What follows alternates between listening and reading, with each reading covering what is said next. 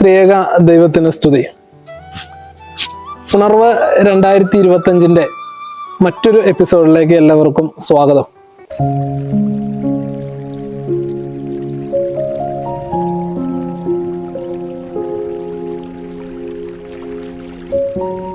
ഇന്ന് നമ്മളായിരിക്കുന്നത് തൊഴുത്തുംകുടി എന്നുള്ള ഭവനത്തിലാണ്.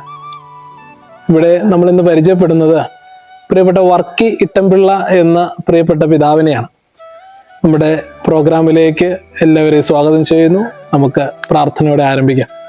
93 വയസ്സായി അല്ലേ? അപ്പച്ചന് 93 വയസ്സായി. 93 വയസ്സ് കഴിഞ്ഞു. അപ്പോ നമ്മുടെ പഴയ കാര്യങ്ങളൊക്കെ ഓർക്കുന്നുണ്ടോ? നമ്മുടെ ഏത് വർഷം ജനിച്ചതെന്നോ അങ്ങനെ കാര്യങ്ങൾ ഓർക്കണം? അതൊന്നും ഓർക്കില്ല. അപ്പച്ചന്റെ അമ്മച്ചിയുടെ പേരൊന്ന് പറയാവോ? എന്റെ അമ്മച്ചിയുടെ അമ്മയുടെ പേര് കുഞ്ഞമ്മ. അപ്പന്റെ പേര്? അപ്പന്റെ പേര് വർക്കി. എത്ര മക്കളായിരുന്നു നിങ്ങള്? അപ്പന് ഞങ്ങള് 3 ആണും 1 പെണ്ണും. 3 ആണും 1 പെണ്ണുമായിരുന്നു. ഞാൻ രണ്ടാമത്തെ. ചേട്ടൻ കല്യാണം കഴിച്ച് തറവാടതാ കാണുന്നതാ. ചേട്ടന് 2 ആൺപിള്ളേര്.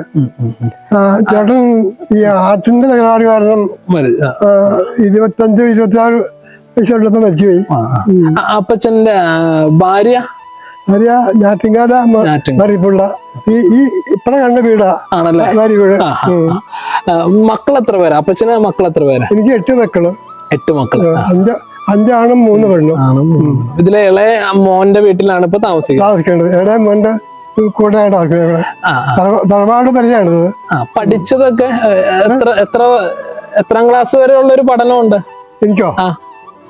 അന്ന് പഠിക്കാൻ സമയമുണ്ടോ അച്ഛന്? ഇല്ല, സാഹചര്യങ്ങളൊത്തില്ല. പഠിക്കാൻ സമയമില്ല. കൃഷിയുണ്ട്. അപ്പൻ രാത്രി കെട്ട് വെക്കൂല. വലിയ കൃഷിക്കാരല്ല അപ്പൻ. ഒക്കെ പാട്ടന്നുണ്ടായിരുന്നു. എന്റെ ചെറുപ്പത്തില് തരകന്മാരുടെയും മണിക്കരയും കൊട്ടാര നമ്പൂരിയുടെ ഒക്കെ ആയിട്ട് 10-40 നിലമുണ്ടായിരുന്നു പാടത്ത്. അത് 2 കൃഷി അന്ന് ചെയ്യുള്ളൂ. ഇന്നിപ്പോ 3 കൃഷി ചെയ്യുന്നുണ്ട്. അന്ന് അത് പാട്ടം കൊടുത്തു കഴിഞ്ഞാൽ പിന്നെ നെല്ല് വൈക്കോല് നെല്ല് കുറഞ്ഞ് കിട്ടുന്നൊക്കെ ഭക്ഷണം കഴിക്കണത്. അങ്ങനെ കഷ്ടപ്പാടും കഷ്ടപ്പെട്ട് ജീവിച്ചതാച്ചാ. പിന്നെ എനിക്ക് ഞാൻ ഒരു 20-21 വയസ്സിലാ കല്യാണം കഴിച്ച. ഈ അടുത്ത വീട്ടിൽ അത് ആലോചിച്ച കെട്ടിയതാ. അപ്പനും കണ്ണൂരായിട്ട് ആലോചിച്ച കെട്ടിയതാ. മറിയപ്പുഴ എന്ന ഭാര്യയുടെ പേര്. ഓക്കെ. അപ്പൊ ഈ 93 വയസ്സിനുള്ളില് നമുക്ക് മനസ്സിൽ നിന്ന് അങ്ങ് പോകാത്ത എന്തെങ്കിലും വിഷമങ്ങളോ അല്ലെങ്കിൽ സന്തോഷങ്ങളോ എന്തെങ്കിലും ഉണ്ടോ? അത് വിഷമം ഉള്ളത് ചേട്ടൻ മരിച്ചുപോയി. ഒന്നാമത്. രണ്ടാമത് സഹോദരി മരിച്ചുപോയി. സഹോദരി മരിച്ചിട്ട് ഇപ്പൊ 5-8 വർഷം ആയുള്ളൂ. സഹോദരനെ കെട്ടിച്ചത് അമ്മാനി മറ്റം കാട്ടുമറ്റത്തില്. അത് ഓർക്കുമ്പോ ഉള്ള ഒരു സങ്കടം ഇപ്പോഴും ഉണ്ട്. എന്റെ ഇടയാലും മൂത്തത് മരിച്ചുപോയി. പിന്നെ ഒരു കൊച്ചനിയനുണ്ടാകുന്നത് 1.5 വയസ്സുള്ളപ്പോ അപകടത്തിൽ മരിച്ചുപോയി. കാർന്നോമാരൊക്കെ എന്നാ മരിച്ചേ?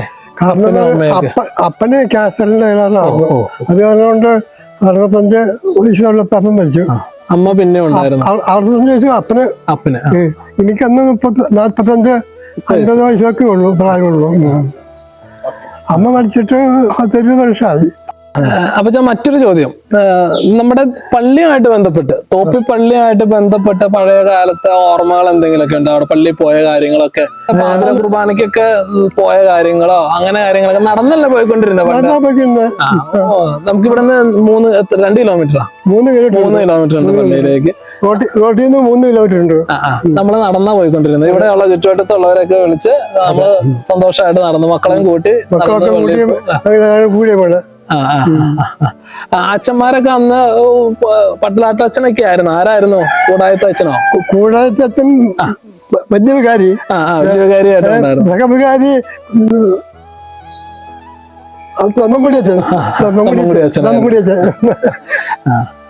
അപ്പൊ അവരൊക്കെ ആയിട്ട് അന്നത്തെ കാലത്ത് എല്ലാ പ്രസ്ഥാനങ്ങളൊക്കെ ആയിട്ട് ബന്ധപ്പെട്ട് പള്ളിയിൽ ആക്റ്റീവ് ആയിരുന്നു. ലോകത്തിലായിരുന്നു. എല്ലാം സന്തോഷമായിരുന്നു പള്ളിയായിട്ട് ബന്ധപ്പെട്ട്.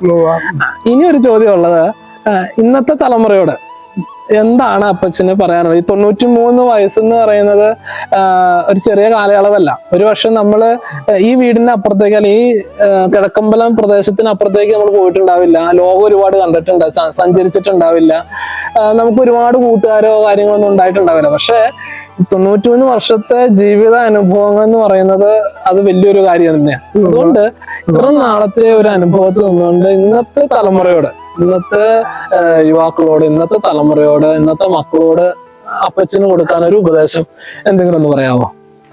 ഇന്നത്തെ മക്കളോട് എനിക്ക് പറയാനുള്ളത്, ഒന്നാമത്തെ കാര്യം ഈ ഇരുചക്രവാഹനത്തെ കയറി പറന്നു കിടക്കണ ആ പരിപാടി അത്ര സ്പീഡിൽ പോകാതിരിക്കുക. എന്താ അതാ സഹിക്കില്ല. എത്ര മക്കളാ മരിക്കുക? തീർച്ചയായിട്ടും.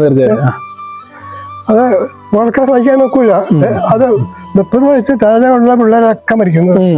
പ്രധാനമായിട്ട് ആ കാര്യമാണ് എനിക്ക് പിള്ളേരോട് പറയാനുള്ളത്. പിന്നെ നന്നായിട്ട് ജീവിക്കുക. നന്നായിട്ട് എല്ലാവരും നന്നായിട്ട് ജീവിക്കുക.